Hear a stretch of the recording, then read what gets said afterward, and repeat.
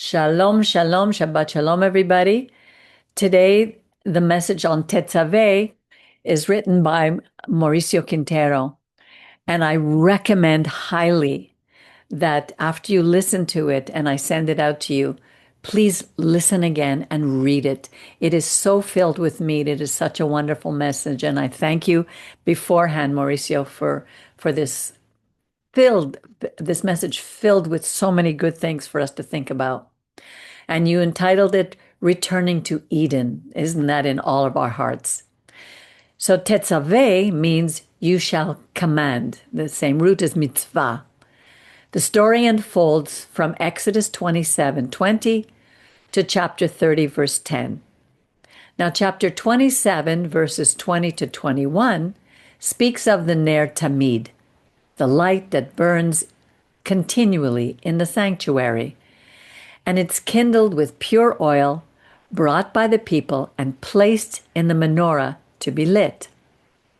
Then God instructs that he has chosen Aaron and his sons Nadab, Abihu, Eleazar, and Itamar to serve in the Mishkan as Kohanim, as priests. Furthermore, they are going to be ordained in a 7-day ceremony, and Aaron is commanded to burn incense on an altar of acacia wood, and it'll be covered with gold. Interestingly, Moses' name doesn't appear in this passage, but is implied because he's the one receiving all the instructions. Moses is receiving future guidance, a glimpse of what's to come, a revelation of what will later occur. According to most scholars, this parasha occurs chronologically after the calf, the sin of the golden calf, although narratively it happens before. But if we proceed chronologically, we observe that first in Exodus 19:6, God says, "You will be to me a kingdom of priests and a holy nation." That's to say, the divine plan from the beginning was to maintain a direct relationship without the need for a religious organization, just like in Eden, where Adam spoke directly with God without being a priest, a Kohen, or a prophet, or a teacher, and without being circumcised. And yet, Adam maintained an unlimited relationship with God, speaking directly to him and walking in obedience to his voice. God speaks, and he responds. Then there's a rupture, a break, due to the sin, due to the error they made, because man decided to lose his original consciousness and replace divine consciousness with human consciousness, producing a distancing. And cheruvim, the cherubs, cheruvim, appear to limit access to the divine relationship. The angels with the sword of fire blocking the way into Eden. This was not God's model. In the divine model, God wanted to maintain a close relationship with the human being, represented by Adam, who acted as priest. He served God in the garden. Adam was king, dominating creation, having dominion over creation, and prophet, listening to God's voice. And we see how God inhabits the entire earth. We might say, not inhibits, excuse me. We see how God inhabits, what a difference one letter can make. We see how God inhabits the entire earth. We might say the world is his Mishkan. Then there are partial attempts by humanity to reconnect with God. And we see how a certain spark of divinity lingers in Noah, Abram, Isaac, Jacob, and Joseph, until the original relational fire is about to be extinguished in a most restrictive place, Mitzrayim, which means a restrictive place, also Egypt, in slavery. Now the slaves lose their names, their identities, and they go from being free men to being slaves. God delivers them with marvelous signs and wonders, continually saving them, and they witness the death of their abusers. Thus closing, I'm so excited about this message, I can't even speak. Thus closing the cycle of their mental slavery. Now they must learn to live freely. And God decides to send them to the desert, a desolate place, where they are isolated from the world. It is, as we would say clinically today, God sends them into spiritual quarantine. I love that. Thus we arrived at Parashat Yitro, where God revealed himself to the nation of Israel, and all managed to grasp the divine. They hear the Ten Commandments, and the world is reunited as in Eden, with heaven and earth becoming one. There is unification of the spiritual and material worlds. We saw this clearly in Exodus 19, 4-6. And I have brought you to myself. Now, therefore, if you will diligently obey my voice and keep my covenant, my 10 commandments, you shall be my treasured possession, Am Segula, among all the peoples. For all the earth is mine, and you shall be a kingdom of Kohanim, a kingdom of priests, and a holy nation, Goy Kadosh. However, once again, humanity causes a rupture. Now God wants to restore his relationship with the collective Adam, the nation called Israel. However, they are overwhelmed by the splendor and intense, pure revelation. So they ask for an intermediary, Moses, to avoid receiving divine revelation directly, as it produces fear and dread. In response to this request, Moses goes on a 40-day pilgrimage, and divine answers appear not as an ideal end, but as an adaptation to reestablish the relationship of Eden. During these 40 days, Terumah, Tetzaveh, and part of Ki Tisa take place. In Terumah, last week, we saw that God's central theme is that if the people don't want a direct relationship, they would create a pedagogical one, a pedagogical approach at the center of the camp, because God's desire is implicit in this verse. They shall make me a sanctuary, and I will dwell among them. Thus, God decides to bring Eden into their midst. Do you remember how God restricted access to the tree of life with cherubim guarding its entrance? Now, God places the ark in their midst, within their sanctuary, with cherubim. As an example of this mediation requested by Israel, the roles appear with pedagogical purpose, not as an end in itself, but as a means to access God's manifested presence. Moses as prophet, the priesthood, Aaron and his sons as an example of how to dress appropriately, symbolically, the rituals, the sacrifices, and the service, Levites in the tabernacle. God is not introducing a new idea. He is restoring an ancient relationship. In Eden, there was a direct presence. Now in the Mishkan, there is a rediscovered presence, that it is a portable Eden. The biblical story becomes relational learning. We read that then that God tells Moses, as if accessing the portal of Eden, There I will meet with you at an appointed time, and I will speak with you from above the mercy seat, from between the two cheruvim that are over the ark of the testimony. Could they see Eden? Returning to Adam, he was neither circumcised nor an ordained Kohen, an ordained priest, nor was he subject to ritual laws. There was no temple, no tent of meeting, no Mishkan. It was like he was teaching us institutions or roles do not create or guarantee relationship. They do not function as a protective amulet.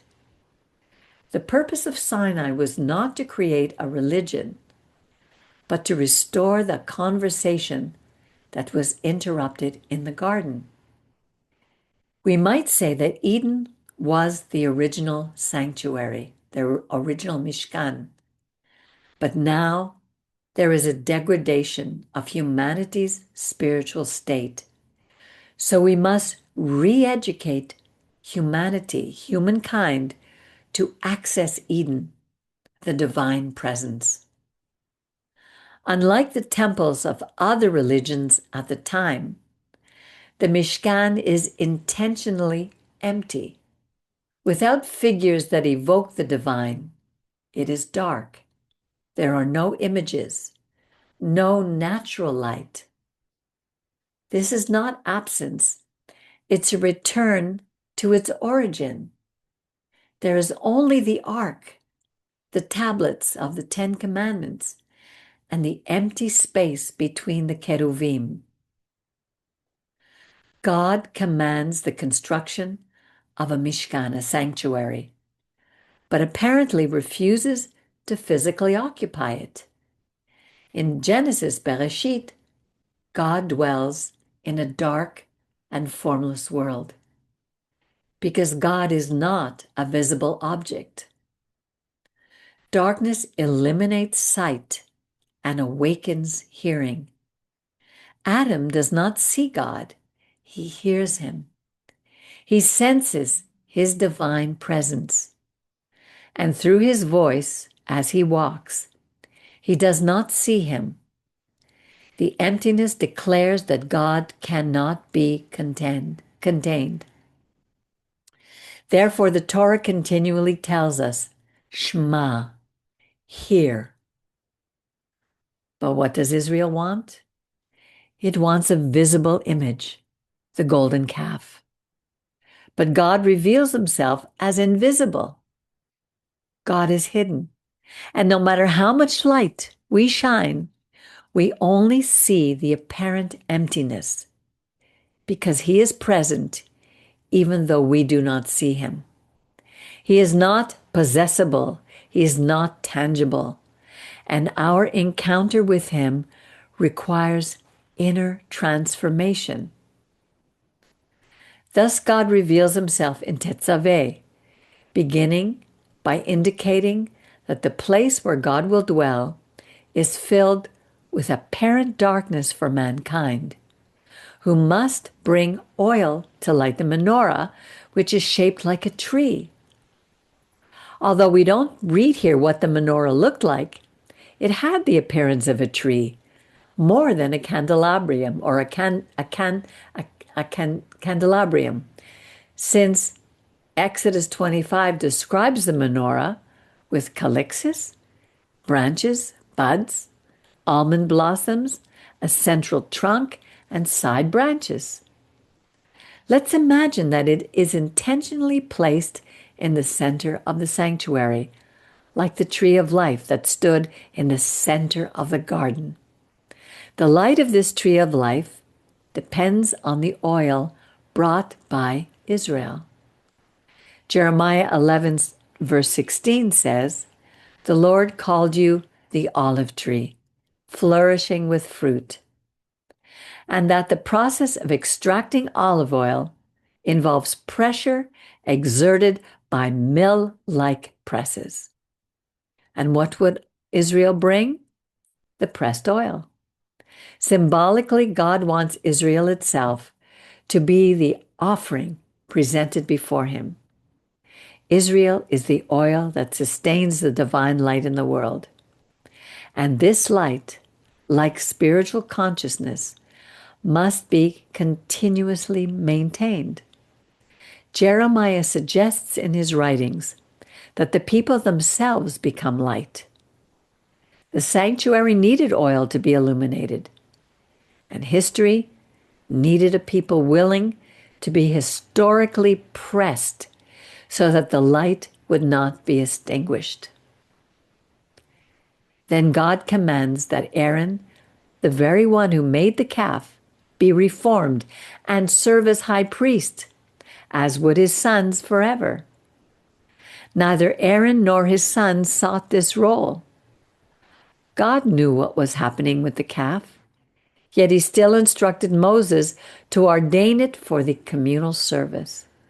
They were instructed to make special garments and to be ordained before the priest, and to burn incense in an acacia altar morning and evening. In other words, Aaron represents the second Adam, a restored man, a model of humanity before the fall. In Genesis 2:15, Adam says, "Vayikach Adam Elohim et ha'adam vayanihehu began Eden le'ovda u'lishomra." And the Lord God took the man and put him in the Garden of Eden to serve it and to keep it. Exactly the priestly duties described in Numbers 3:7-8. The priests, the Kohanim, and the Kohen Hagadol, the high priest, to serve in the tabernacle. Adam was placed in Eden, like the Mishkan, the sanctuary, as a mediator between God and creation, walking before God and covered by divine light, so his clothes were unnecessary.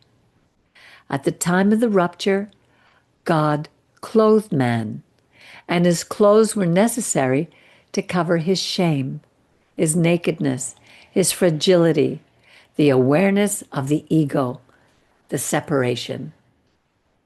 Now, in the reestablishment of the God-man and man-God relationship, God clothes man again. In this case, the priests and high priest as a symbol of the restoration of the division in Eden. 8 garments are given. In Gematria, 8 represents a new beginning, eternity, the transcendence of the natural order beyond 7, and is associated with the letter Chet, which evokes life, Chai, and the passage to a higher level. These 8 garments were, first, the tzit, pure gold plate, for the forehead, which read, holy, or set apart to God, symbolizing that the mind is realigned, that thoughts are different, a reestablished conscience.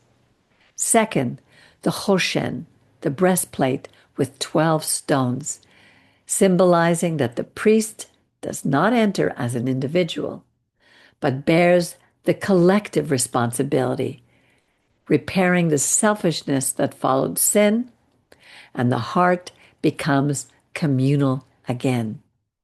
Third, the ephod, the vest, a structure that joins the shoulders and the chest, symbolizing responsibility. Adam unloaded his responsibility onto Eve. Now the priest responsibly bears the people. Fourth, Me'il, the Me'il, a blue robe with bells to announce the presence, the opposite of the sin committed in secret by Adam. Now we are open books, transparent. It's like saying, Hineni, here I am, God. Fifth, linen trousers to cover the nakedness, repair the shame, and very deeply, the body ceases to be a source of rupture. Sixth, the katonet. Katonet, a linen tunic. This garment covered the entire body to restore dignity, a divine covering. Seventh, avnet, the belt or sash that encircles the waist, made of a very long material and wound several times. The loins and the waist represent vital force, as we see in Job 40, verse 16, and Genesis 35:11. And impulses girding the loins, as in Exodus 12:11. That is, the avnet redirects impulses and binds them for a greater purpose. And eighth, mitznefet, the turban placed on the head, is a symbol of humility. We bow our heads. Then Tetzaveh teaches us that the Mishkan was not built for God to have a place to dwell, but rather for humanity to relearn how to be a dwelling place for God, to learn to illuminate the divine presence to humanity in this world, and to restore the old Adam. My prayer for Shabbat is that we may bring pure oil, clothe ourselves in the new self, and reconnect as in Eden. Let us stop institutionalizing God. And just as God makes Moses disappear in this passage to teach us that the relationship no longer depends on a person or a role, but that the divine presence can remain even when the great mediator is not visible. Let us likewise teach future generations that on the day we are called to our heavenly abode, they will not need us, but will be able to access the divine presence at all times. Something similar to what our Ranebi, may his soul rest, similar to what our Ranebi left us as a legacy to the Shear Yashuv community, which stands as a testament that the vessel was not what was important, but rather its contents. Shabbat Shalom. Once again, Shabbat Shalom. You know, I love mathematics. I love formulas. I love patterns. And the book, the Torah, is all about patterns. And you know, it's interesting, Mauricio, because I always go back to Israel, not to Israel, to Egypt as the pattern we follow.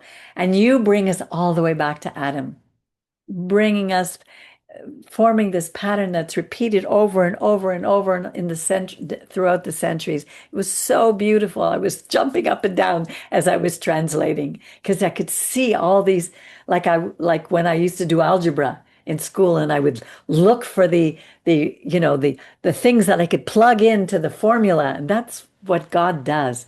It was very exciting for me, and I'm hoping that people would really read it again and look for all the messages that you've given us, because it's absolutely beautiful, and how it pertains to our lives. And especially now at this time when we're looking at Purim and we're seeing the war going on right now as we speak in Israel and America attacking Iran, Persia. And it's exactly that we're brought from ancient Persia to modern Iran. These patterns continually repeat. And if we don't get this idea that how we behave, how we turn to God or reject Him, has everything to do with how God is going to act in our lives and save us and protect us from our enemies, I don't know what will. So anyway, I was just very excited by this. Miriam, I'm sure you have a couple of things to say. Yeah, I thank you, Mauricio. What a it's like um everything is about wanting to return to Eden, even when you don't realize it. I mean, you look, I mean, I always love to see how books that are not specifically about Torah, but the yearning that's in all of us is that yearning for return to Eden. Even movies and even, remember Shangri-La?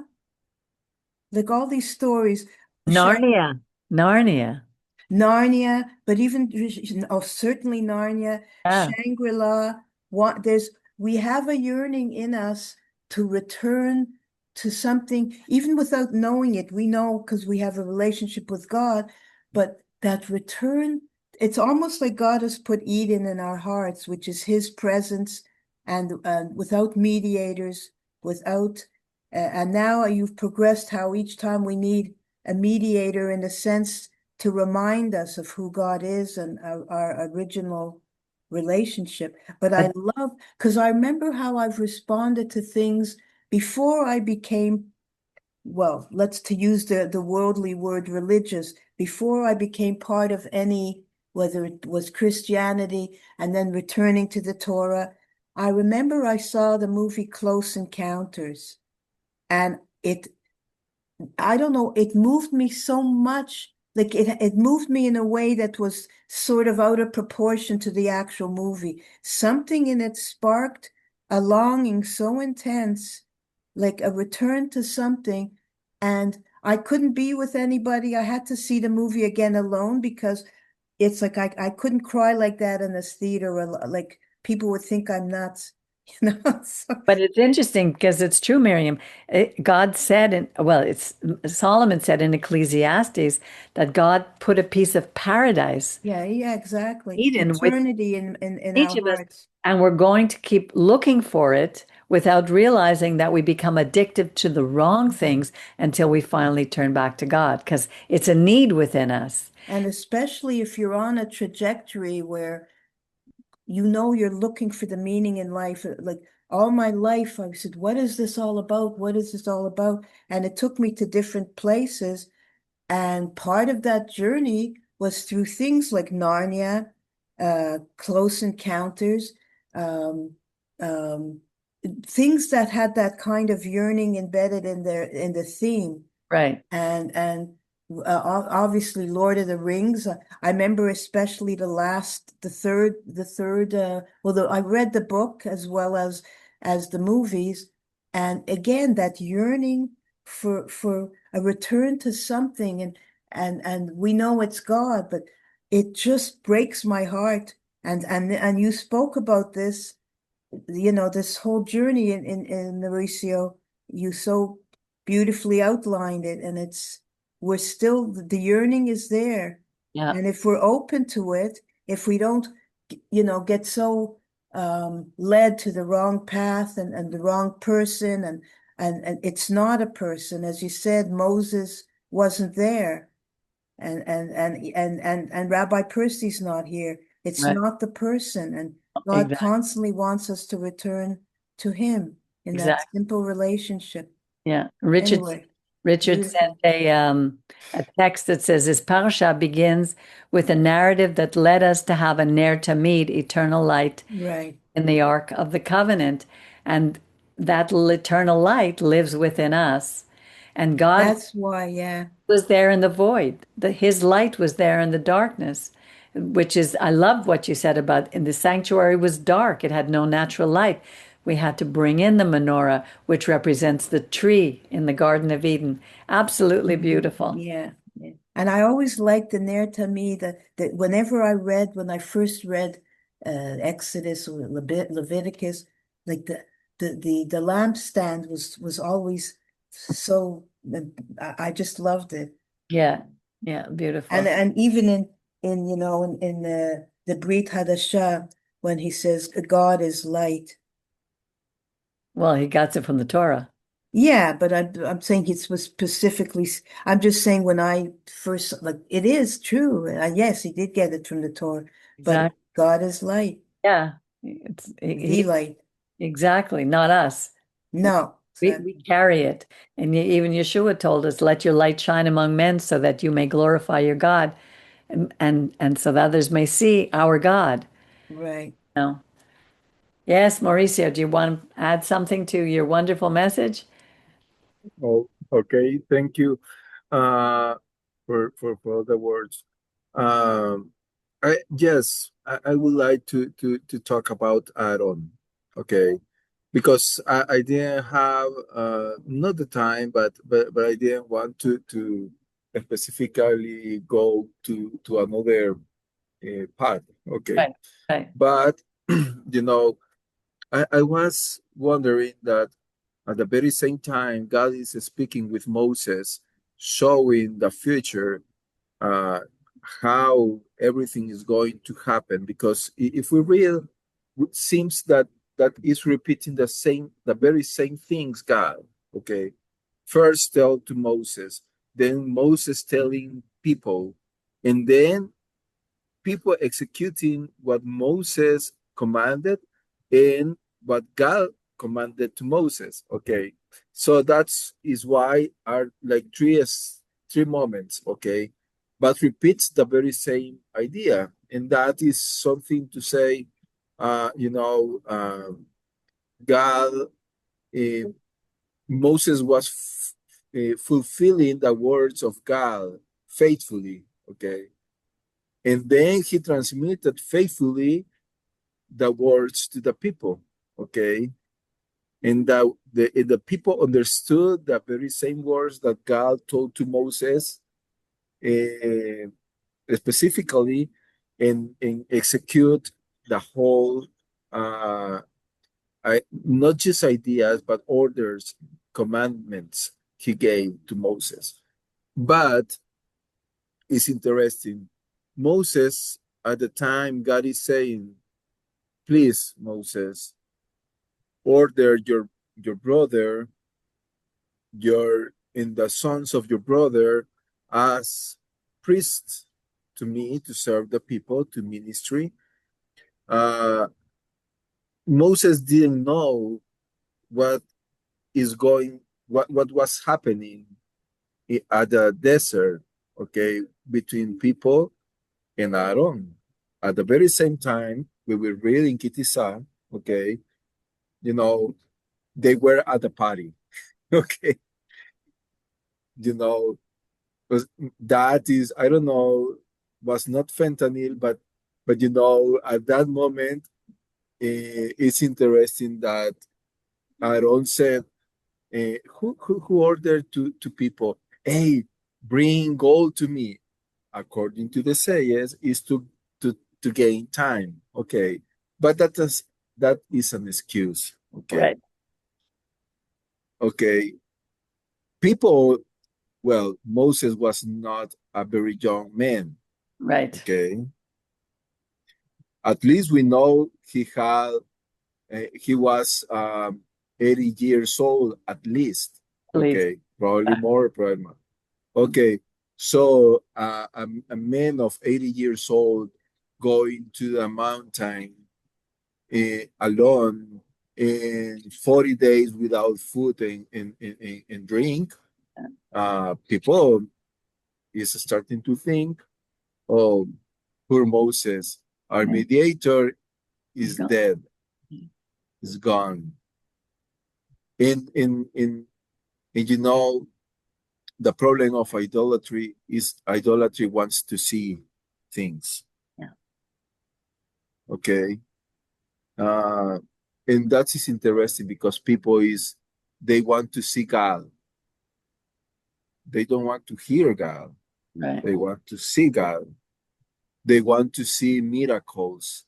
They want to see wonderful things. They want to see splendorous, uh, storms, winds, and things like that. Okay. So, but God, He wants to be listened. He doesn't want to be seen. And the And silence, that's, quiet. yeah, in the when He's quiet. Yeah, And then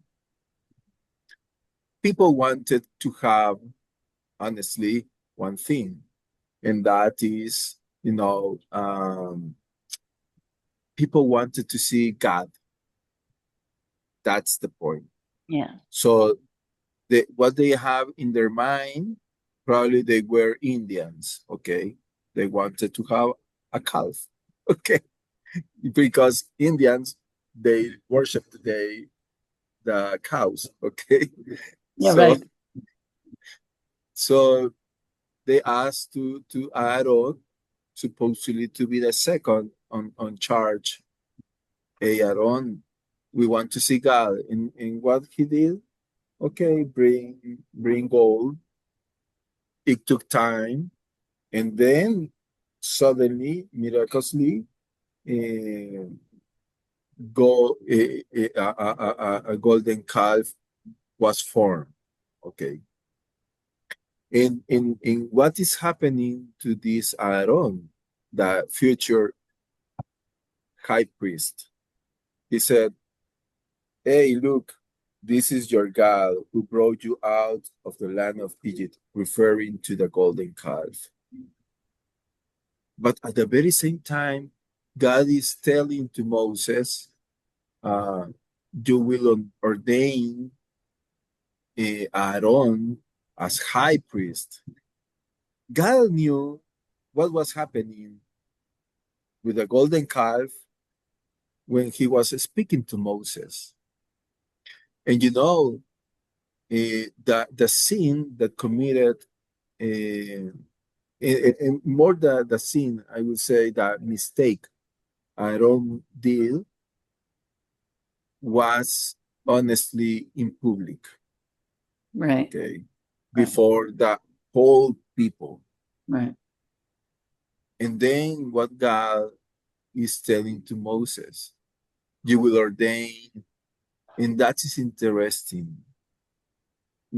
He doesn't say only to Aaron, but it says to Aaron, your brother. Okay. Right. In this thing is restoring also the Eden. Why? Because remember what happened after the Gan Eden? Cain and Abel. There was Cain and Abel. Yes. God is restoring the families. Okay. Okay. Now, and remember what happened with Cain, what God told to Cain, where is your brother? Right? Right. Tell me, where is your brother? So now God is making Moses responsible. Why? Because he knew everything. Probably God knew that when Moses go down the hill, the Mount of Sinai, and look of what happening in the desert with a golden calf, probably he could arise in wrath and probably he could try to stone his brother, okay? Or say, oh no, he doesn't deserve to be the high priest, you know. So, but God was telling to Moses, you will ordain. And we will see later that Aaron, can you imagine the shame that could feel Aaron when he was ordained before the very same whole people? And he was responsible of 3,000 deaths. Right. Okay. That would humble him very deeply. Yeah. I don't know what was inside Aaron. He would say, oh, I don't deserve this to Exactly. be. Exactly. Instead of Korach, I deserve this. Yeah. Yeah. And that is something that God knew exactly what was happening, what will be the future. And also I said that the garments doesn't is an amulet of protection. Okay. And we can see also how the two sons of Aaron were destroyed because offering a fire that Strange. was not strange, okay, A before subtle. God. Right. Yeah. Yeah. So That is to teach everybody. Aaron and their sons, they are making a role. They are performing or they are doing a role for me. And not just for me, for all you people. Right. But that doesn't make them different from you. If they sin, they will die. Right. Okay. Yeah. So and that is not to believe Aaron, oh, I am a high priest now, okay, Right. or the Right. sons, okay. No, just to keep them humble. And also was because God wanted to restore Aaron's life. Because can you imagine when he saw the mistake he made, okay, then how 3,000 people were deceased, and also um, how he break is like in the wedding night you make a mistake with your Sorry. wife. Like it's like when you are in a wedding day, Okay. you make a mistake because that is the picture. God is, at the wedding day with Israel, Right. and on the very same day, Israel is flirting with other gods. Yeah. Okay, Take it away. How are you doing? so Ryan, turn that it. is Yeah. so that is the idea, the picture, and now God is restoring because of his great love. Mhm. Is not to destroy people, is to Mhm. restore people. Right. Because honestly, the mistake of Aaron, he deserved to be punished and taken away from the camp. Okay, you will not be longer Israelite. But Which, now God is restoring. yeah, which is a wonderful message for all of us when we remember things that we did in our lives and we Yeah. feel we don't deserve anything anymore. We deserve to die. Honestly, we would be dead if we didn't have God. And then it just really humbles us. And we're so grateful. And we work even harder to make things right. Yeah. Yeah. And that is why then Aaron is committed to Totally. serve people. Right. Why? Because he recognized God's love in him. And Right. now he is the one who is sparkling love to everyone. Okay. Right. Yeah. So that is how God restores relationship, restores family, restores positions, restore individuals, and Yeah. restore a whole nation, a collective soul. Um, now, and also that is what happened in Purim. Okay, in Purim, God is hidden Right. and God is silent also. Right. And Oh, so that is harder. yes. Okay, but you can see how God protects Israel and protects them from Haram. And now we are seeing how God is destroying Iran, you know. And it's interesting now how United States wants to restore back again one of the sons of Cyrus, supposedly. The Shah, Okay, son of the the Shah, the Shah, okay, of Iran is like in the Cyrus saved Israel. Now Israel is returning back the gratitude many years later. So, but most important thing is God protects people, okay, who are innocent. Um, it's very sad that we are looking right now how they are just attacking not only Israel in this time, They are attacking Saudi Arabia. They are attacking Bahrain and Jordan and in Qatar. different countries. Okay, Many. and also there is another war that started this week, and it's between Afghanistan and Pakistan.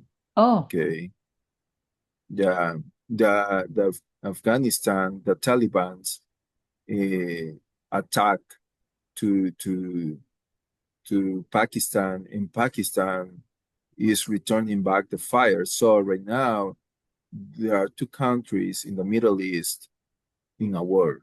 so Okay. it's like their own Uh, because the both of them are Islamic countries, aren't they? Taliban? yeah, And so it's yeah, interesting. the Taliban, no, the point is that they are They're talking with about. completely different. Brian, Yeah, yes, sorry. yeah. No, is the point is that the Talibans, they are the ones who forbid girls go to the Education. schools to Yeah, education. yeah, The Talibans also forbid women to work. yes. Can you imagine how the women who are alone in that country can survive? Hmm. So they go to some streets. All the women gather in men of Islamic regime of these Talibans go in like they were dogs, take some bread and throw them. Yeah, So they pick up from the soil. So can you imagine that is terrible? I mean, yeah, Pakistan is terrible also with women, but yeah, it's worst in Taliban's. So you know, I don't know what is going to happen, but that is how sometimes God press people to get the better of them.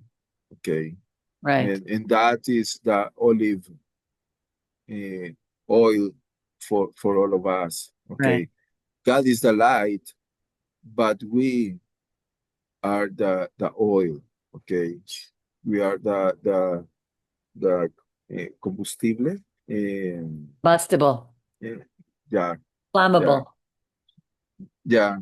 Yeah, So so let's pray for the peace of the world.